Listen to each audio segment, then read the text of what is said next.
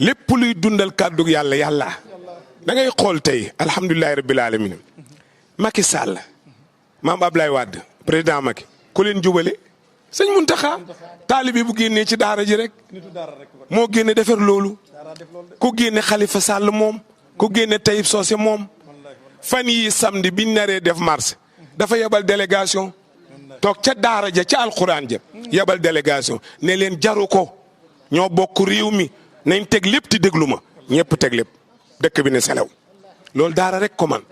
parce que su ko ministre yi manoon wala président man ko lu ñuy soxlaa sëñ Muntaxa kon xam ne ñoom mënuñu daaraa man ndax biñ jaaxlee daaraa leen xettali waaye nag biñ jaaxleegul ñoo doon ramaas daara ba yàlla ramaas leen ñu tiit dellu ci daara sëñ Muntaxa moo ñu xettali ñun ñëpp kon tabaarakallaahu kontaan nañu lool gis nga nit bu mu parloo nay wax dëgg sëñ Muntaxa bu jàmbare woon ne pat xale yi bu ñu marsaate mën naa jur lu ne ci àdduna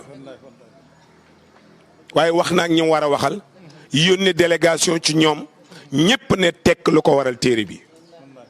kenn du ne sëñ Muntaxa politicien kenn du ne président sëñ Muntaxa déedéet xalifa Xaadimu Rasuul ci lan daara alxuraan